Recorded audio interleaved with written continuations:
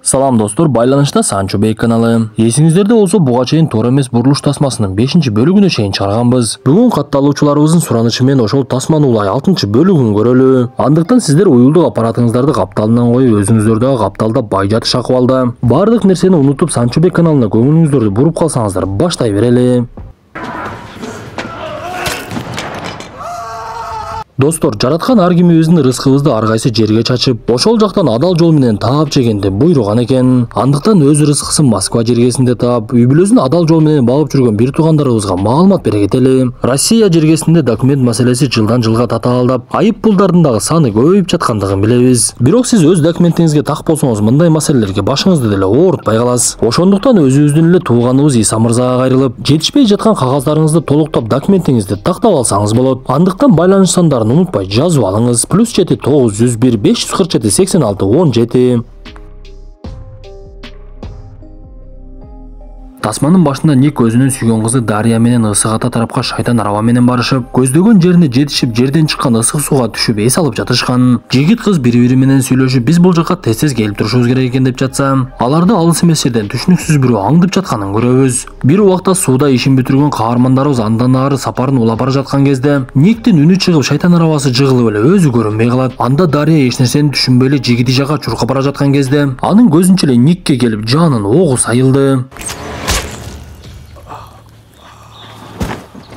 Муну көргөн Дарья жүрөгү түшүп эмне кылышын билбей артын карабай качып бара жаткан кезде, анын деле өмүрү көпкө озобой, биз буга чейин билген 3 жырткыч бир тууган көптөп эле кызды кармап алып ошол жерде башын жулуп салышат. Биз мындан соң унаада бара жаткан Дэни жана анын сүйгөнү Тони, унаанын артында болсо Виктин олтурганын көрөбүз. Көрсө Дэни кичинекей кезинде жетим чоңоюп, бирок анын кайдан жайдан бир туугандары пайда болуп, бирок туугандары кайтыш болгондуктан ага мурас калды деп, ошол мураска ээлик кылганы чакырышып ошол тарапка бара жатышкан экен. Алар бара турган жер Хопс Спрингс деген курорт экен. Ошондуктан Тонинин бир тууган агасы Родс да ал жака достору менен келе жатыптыр. Бир кезде каарманыбыз көздөгөн курортко жетишип, ал жердин жумушчулары Джексон менен Салли каармандарыбызды тосуп алат. Анда Салли каарманыбыз Дэнини аябай башкача толкундоо менен тосуп алып, анын сүйгөн кызы Тони бар экенин көрүп аябай аны жаман көргөндөй болду. Бул убакта ал жерге Тонинин агасы Родс дагы өзүнүн достору менен келип калган эле. Аларды тосуп алган Джексон менен Салли биз бул жердин жумушчусубуз деп каармандарыбызга аябай сылык мамиле кылып, азырынча эс алып туруңуздар, сиздердин баардыгыңыздарга бөлмө даярдап беребиз. Бирок меймандарыбыз көп болгондуктан бөлмөлөрүбүз бир аз болуп жатат деп айтат. Мындай чоң мейманканасы менен курортту мураска алып жаткан Дэни кубанып жатса, жанындагылар ал жерге көнө албай атабыз, өтө бир башкача жер экен. Бул жерде бир жамандык бардай деп эле ал жерден кетүүгө шашыла башташат. Бирок Дэни мен бул жерден кетпеймин деп ага сүйгөн кызы Тони дагы кошулуп, келгендердин баардыгы ал жерде калып калышты окшойт. Биз мындан соң ал жерде эс алып жүргөн Агнес Филдс деген кемпирди көрөбүз. Анын эс алуу убактысы бүткөндүктөн кийимдерин алып алып чыгып бара жаткан кезде, ага кайдан жайдан эле балта келип сайылат. Кемпирдин өлүп калганын көргөн Джексон жини келип эле силер өзүңөрдү кармасаңар болбойбу деп эле кыйкырына баштады. Бул убакта каармандарыбыз мейманкана менен таанышып, ал жерде өтө бир баалуу буюмдар бар экенин көрүп, Салли Дэни менен Тонини алыстан карап дагы деле жини келе берди. Бул убакта каармандарыбызга бөлмө даярдап аларды бөлүштүрүп дагы коюшкан эле. Джексон бир кезде токойлордун биринде жанагы 3 бир тууган түрү суук менен жолугуп, силер адам өлтүрбөй өзүңөрдү кармасаңар болбойбу? Шайтан арабачанды дагы кемпирди дагы өлтүрүп салыңар. Дэнини жана анын досторуна тийбегиле. Менин жинимди келтирип жатасыңар десе, муну уккан түрү сууктардын да жини келип, бирок Джексондун сөзүнө каршы чыга алышпай эле кетип калышат. Бул убакта Дэни мейманкананы айланып ал жерде эмне бар эмне жок экенин көрүп, кээ бирлери бассейнге түшүп эс алып жатышкан. Тонинин агасы Род өзүнүн колунан камерасын такыр эле түшүрбөйт экен. Анда досу экөөнүн оюна бир нерсе келип, камераны Брайан менен Джулиандын бөлмөсүнө коюп коюуну чечишет. Дэни сүйгөн кызы жана Вик үчөө ал жердеги сүрөттөрдү көрүп калышып, сүрөттөрдүн арасында Дэниге окшош сүрөттөр аябай эле көп экен. Сыягы каарманыбыздын ата теги чындап эле ушул жерде жашашкан окшойт. Кызыгы кээ бир сүрөттөрдүн астында адамдардын беттери жабык болуп чыгат. Анда Джексон алардын жанына келип Дэниге мен сага бир нерсе көрсөткүм келип жатат. Мени менен жүр деп бөлмөлөрдүн бирине алып кирип аябай куралдардын көп экенин көрсөтүп, жааны карап турган Дэниге бул сенин чоң атаңдыкы. Сен дагы аларга окшоп аңчылыкка чыкканды үйрөнүшүң керек. Эгер кааласаң мен сага баардыгын үйрөтөм деп анын сүйгөн кызы Тони каршы болгонуна карабай эле аңчылыкка алып кетип калат. Бул убакта Брайан менен Джулиан дүкөндөрдүн бирине тамак аш алганы барышып, ал жактан тартип сакчыга жолугуп калышып, биз буга чейин билген кемпир Агнес Филдске издөө салынып жаткандыгын көрүшөт. Анда тартип сакчы бул кемпир жөнүндө бир маалымат билсеңиздер айтып коюңуздар деп суранып, каармандарыбыз кайрадан мейманканага барса, ал жерде балдар бассейнге түшүп жаткан эле. Анда Тони кабатыралып эле биз Деннини табалычы. Аны Джексон аңчылыкка алып кетип калды, бирок менин жүрөгүм бир нерсени сезип жатат. Бир бале болуп жүрбөсүн деп жатса эле бул убакта Денниге Джексон токойду жаатканды үйрөтүп жаткан. Бул убакталардан алыс эмес жерге кемпирди издеген тартип сакчы дагы келип калган болчу. Анда Джексон каарманыбызга токойдогу жаныбарга кандай аңчылык кылыш керек экенин баштан аягына чейин айтып берип жатса, тартип сакчы мылтыгын көтөрүп алып эле токойдарлап бир нерсени издеп жөнөгөндөй болот.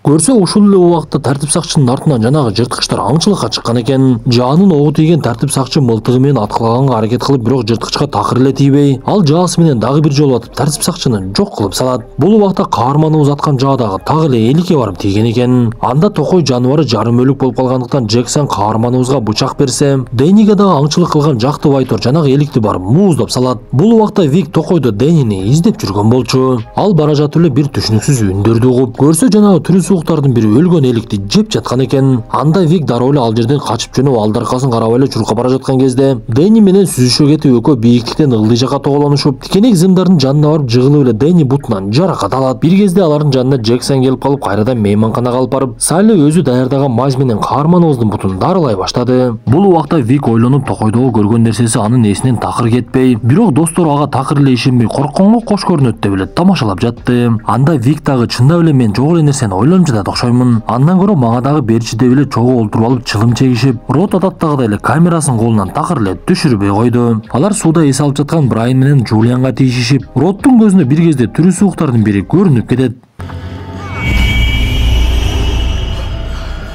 Эртеси аңчылыктан кийин өзүнө келген Денни бир аз өзүн башкача алып жүрүп, мен бул мейманкананы кайрадан жаңылап мурдагыдай акыбалга келтиргим келип жатат. Буюрса баардыгыбыз бирге ушул жерде ишкерлик кылсак болчудай. Мен ушундай чечимге келдим десе, анын жанындагылар аны колдогусу келген жок. Анткени балдар ал жерде бир бале бар экенин сезип жатышкан. Бир кезде Брайан менен Джулиан бөлмөсүнө кирип алып эле уруша кетишет. Анткени Джулиан ал жерден кетели десе, Брайан досторун таштай албай кетпей жаткандыктан экөөнүн ортосунда пикир келишпей эле араздаша башташкан. Бир малда Брайан дубалдардын бир жеринен эшикти байкап калып ал жака бул мейманканада биз билбеген нерселер көп окшойт деп эле Джулиан экөө жанагы жакты текшере башташат. Көрсө ал эшик менен мейманкананын жертөлөсүнө түшөт экен. Бир кезде эки каарманыбыз жертөлөгө түшүп эле түшүнүксүз жерлерди табышып, башка жер калбай калгансып ошол жерде экөөнүн ортосунда бир бале башталат. Анда каармандарыбызды алыс эмес жерден Салли карап турган эле. Бир кезде экөөнүн иши аябай кызыгына келип калган кезде ал жерге жанагы жырткычтар келип, Брайанды жыга чабат да Джулианды үч жактан үчөө тең кармап алышат. Бирок алар биз ойлогон нерсени кылбай эле Джулиандын буту колун сындырышып, бирөөсү бутун жулуп алып эле ошол жерде өлтүрүп салды. Бир кезде Салли жини келип ал жерге келип жырткычтарды кубалап, Джексон силерди күтүп тургула деп айтты эле го. Бул жерден тезирээк жоголуп кеткиле. Баланы болсо мага калтырып койгула деп Брайанды өзүнө алып калат. Ал Брайанды бөлмөсүнө алып барып жаракат алган жерин даарылайын деп калган кезде Джексон ага келип, сен убакыт келгичеңде өзүңдү кармашың керек. Бир аз сабыр кылсаң аз убакыт калды. Андан көрө буну өлтүрүп туруп ашканага алып барып сал. Бир аздан соң деңгени кылабыз деп айтат. Бул убакта каармандарыбыз Джулиан менен Брайанды издешип, эшиктин алдында алардын унаасы жок экенин көрүп, демек алар качып кетишиптир.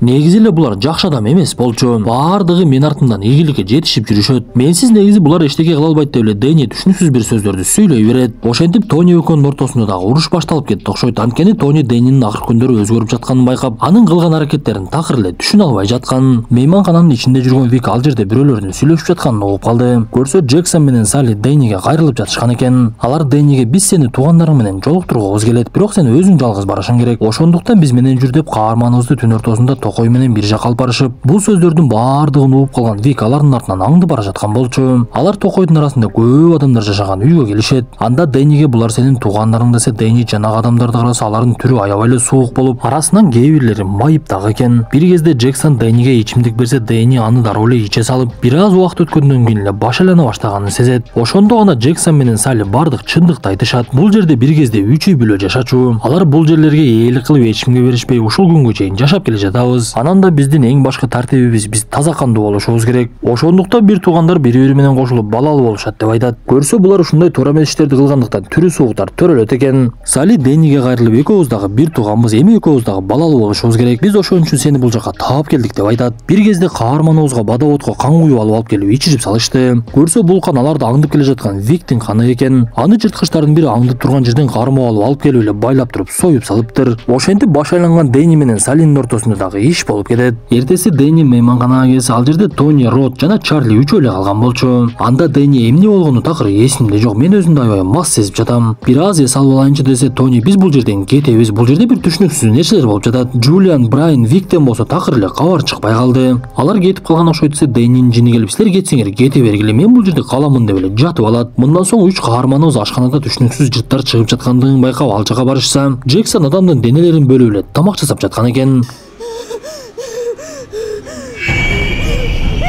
Ошондо гана каармандарыбыз ал жерде эмне болуп жаткандыгын түшүнүп ал жактан качып жөнөшүп, бирок жанагы жырткычтар келип Чарлини кармап алышат. Алар Чарлини эки жактан кармап турса, үчүнчүсү суу чыга турган шлангын алып келип, анын оозуна суу толтуруп эле ичин ошол суу менен жарып салышат. Анда Тони менен агасы Род качып бара жаткан жерден Тони, мен Дэннини бул жерге таштап кете албаймын. Аны дагы ала кетишибиз керек деп Роддун жок дегенине карабай эле Тони жанагы бөлмөлөрдүн бирине барып мылтыгала баштады. Анда жырткычтардан качып жүргөн Род эмне кылышын билбей эле бир бөлмөгө кирип ал жерден капканга түшүп калат. Ал капкандан чыга албай жатса, жанагы жырткычтар келип аны чынжыр менен сүйрөшүп, Роддун дагы башына бычагын сайып эле өлтүрүп салышты. Бул убакта мылтыгы менен Дэннини издеп жүргөн Тонинин алдынан Салли чыгып калат. Ал Тониге, Дэнни эми меники болот, сен бизге эч кандай тоскоолдук кыла албайсың. Мен сенин бетиңди азыр кислотага күйгүзөм деп экөөнүн ортосунда мушташ башталып, бирок Тони күчтүүлүк кылып кайрадан өзүнүн бетин күйгүзүп салат. Ал мындан соң мылтык менен аткылай баштаса, ал жерге Дэнни өзү дагы келип калды. Ал Тонини карап эле Саллиге жардам бергенге аракет кылып анын жанына барган кезде, ал жерге Джексон келип калып Тонини бычак менен өлтүргөнгө аракет кыла баштайт. Бирок Тони Валентина Шевченкого окшогон өтө бир күчтүү кыз экен. Ал Джексонду жыгытып алып аны ачкыч менен уруп өлтүрүп салса, Дэнни ошол малда Тониге мылтык такап турган болот. Сыягы бул такыр эле өзгөрүп башкача болуп калды окшойт. Анткени ал Тониге, мен эми башкачамын, булар менин үй бүлөм деген кезде жанагы артынан 3 жырткыч келип Тонинин башына ошол жерде балта менен чаап эле өлтүрүп салышты. Биз тасманын аягында Дэнни мейманкананы кайрадан жаңылап ал жерге көптөгөн адамдар келе баштап, ашканада болсо адамдын этинен тамак аш жасап жатканын көрөбүз. Достор, ушуну менен бүгүнкү тасмабыз дагы аягына чыкты. Тасма жакса мыкты белгисин басып, оюңуздарды сөзсүз калтыра кетиңиздер. Андыктан кийинки тасмадан көрүшкөнчө ден соолукту жакшы карап, мындай тасмалардан көп эле корко бербеңиз.